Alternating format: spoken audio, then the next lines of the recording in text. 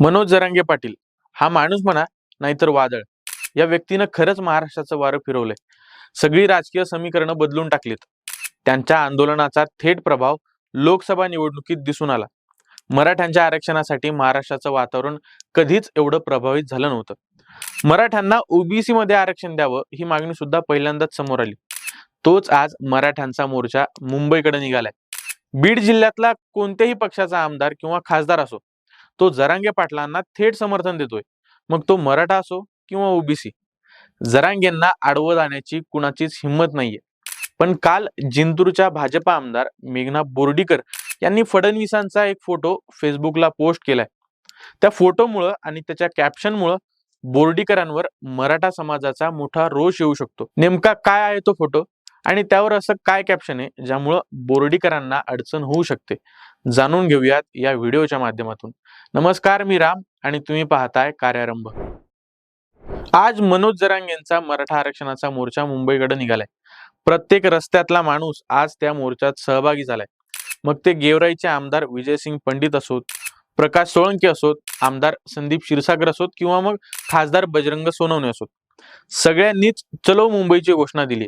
आता ह्या मोर्चाचे राजकीय दृष्टिकोनही वेगवेगळे. जरांगे सत्ताधाऱ्यांवर टीका करतात, त्यामुळे सत्तेत नसलेले आमदार जसं की संदीप क्षीरसागर आणि खासदार बजरंग सोनवणे हे तर त्यांच्या सोबत असणारच, पण सत्तेत असलेले आमदार पंडित, सोळंके हे सुद्धा जरांगेंसोबतच आहेत.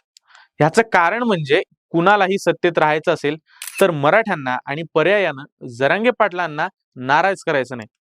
पण इथं अगदी उलट झालंय. जिंतूरच्या आमदार आणि मंत्री मेघना बोर्डीकर यांच्या बाबतीत जरांगे पाटलांच्या मुंबई मोर्चाला फक्त एक दिवस बाकी असताना, म्हणजेच कालच, त्यांनी फेसबुकवर देवेंद्र फडणवीसांचा एक फोटो शेअर केला आणि जरांगेंबद्दल सगळे सावध असताना त्यांनी एका प्रकारे जरांगेंना आणि पर्यायानं मराठा समाजाला डिवचण्याचा प्रयत्न केलाय. तर झालं असं की गेल्या 2 दिवसांपासून भाजप नेत्यांनी मनोज जरांगेंवर फडणवीसांच्या आईचा अपमान केल्याचा आरोप करत टीकेची झोड उठवली.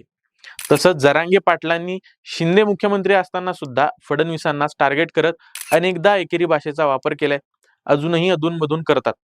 तसंच काल भाजपच्या नितेश राणे, चित्रा वाघ, परिणय फुके यांनी जरांगे पाटलांवर फडणवीसांना शिव्या देण्याच्या आरोपाखाली टीका केली होती.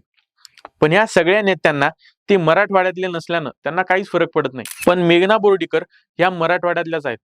वर त्यांचा मतदारही मोठ्या प्रमाणात मराठाच आहे. शिवाय त्या स्वतः सुद्धा मराठा समाजातून येत असतानाही त्यांनी काल फडणवीसांचा हा फोटो शेअर करून कॅप्शन दिले की इतिहास शिव्यांना कधीच लक्षात ठेवत नाही, इतिहास कर्तृत्वाला लक्षात ठेवतो.